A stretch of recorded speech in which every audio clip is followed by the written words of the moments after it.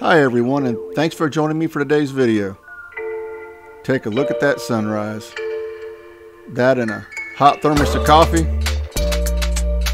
What more can you ask for? Well, as it would have it, this beauty's short-lived. We get to the end of the jetties. You got 15 to 20 out of the east, and some of the muddiest water I've ever seen. But we do manage to catch a fish for a good catch and cook. So hang tight, stay with us, and enjoy the video. Fish on! Fish on! Oh, goodness. Oh, nice trout. Oh, yeah. Oh, yellowmouth. All right.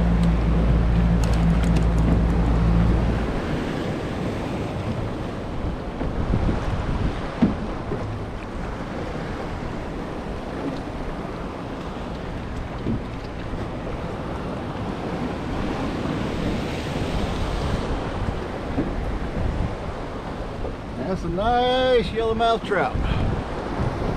Trying to get away. There he is. All right.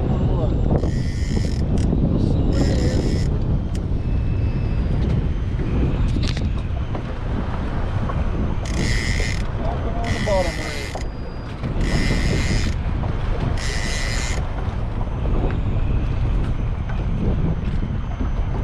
Oh gosh.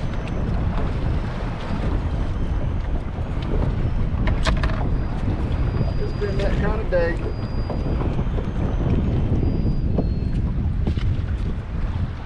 There you got it. Catch of the day.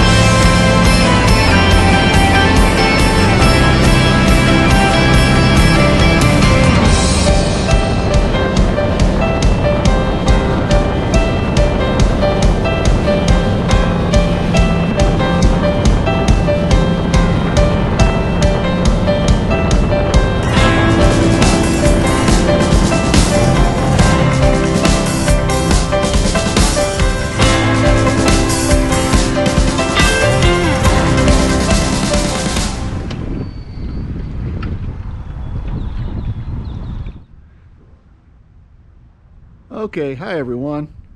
Wow, amazing what a difference 24 hours can make. This time yesterday we were probably approaching 80 degrees. Today we're in the 50s. I'm a Florida boy. This is as cold as it needs to get for me. I can't wait till spring. All that being said, let's get started knocking the sides off this trout.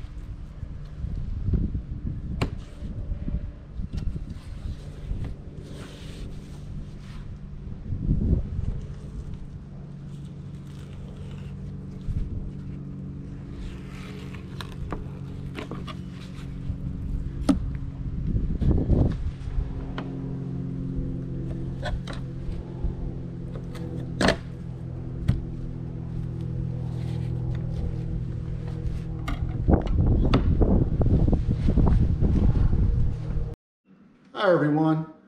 Well, as it turns out, the yellowmouth was the only fish I ended up bringing home. Obviously the toadfish goes back, and I would have actually sent the trout home had I known he was going to be the only one I caught worth bringing home. Normally those fish are stacked up, so I anticipated unloading the bag, and unfortunately that wasn't the case. And I'm not going to waste a fish. I don't do that. So today's catch and cook is a recipe inspired by a dish my wife and I had when we were in the Keys. It was actually on hogfish. I'll be the first to admit that a yellowmouth trout is not a hogfish. It's not quite near the quality. However, it was a delicious topping, and I think it's going to go well with this trout. It's a very simple recipe, and here are the ingredients. Fresh tomato,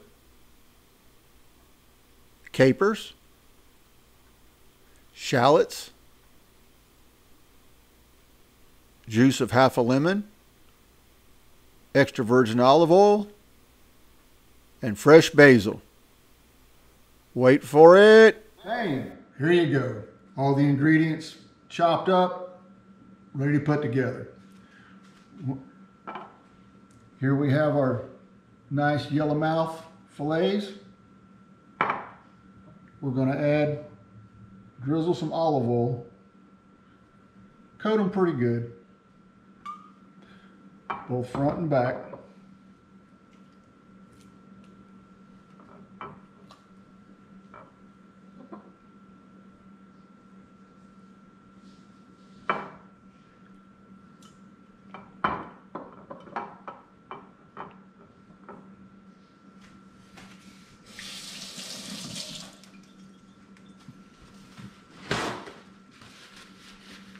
Then we're going to go in and squeeze a lemon. Get a little lemon juice. Just kind of carefully. I don't want to go crazy with it. Just enough to get a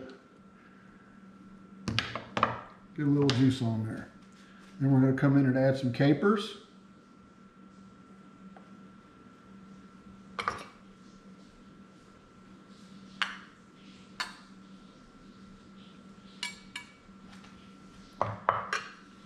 Come in with some tomato.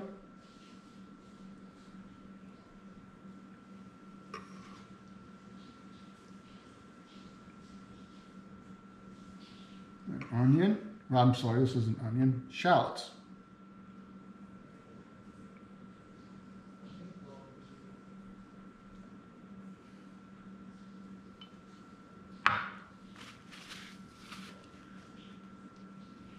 Fresh cut basil.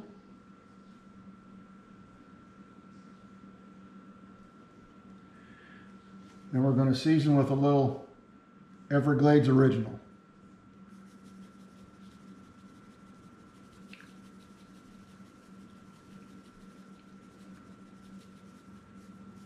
Get a pretty good little dose there. We've got our oven preheated to 400 degrees. I'm going to slide it in there, and we'll check on it in about 12 minutes. Okay, we got it right at 12 minutes. Oh, ooh, that's one.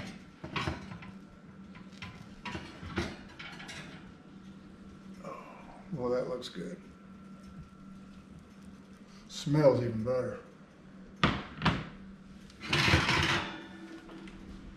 We're going to set that off to the side. Let that cool for a few minutes. Like I said before, this recipe was inspired by a dish my wife and I had when we were in the Keys. The toppings, this was on a hogfish. And I'll be the first to admit that yellowmouth trout isn't hogfish. But it was so good, I'm hoping it'll be good on this as well. One thing I know I did incorrectly was I didn't season my fish with the Everglades directly before I put the toppings on. I put the Everglades on last. So hopefully I got enough seasoning on it. We're going to dig in here now and I'll let you know. Try to get a little bit of the basil, some shallots, everything in one bite. See how this goes.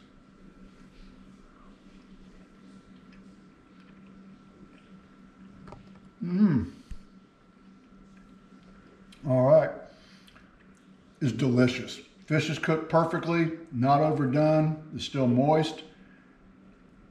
I will say I think I would have liked to put the seasoning on the fish directly and had just a little bit more of the Everglades in it. But wow, it goes well with the trout. It really does. So it's super easy. Heck, if I can do it, anybody can do it.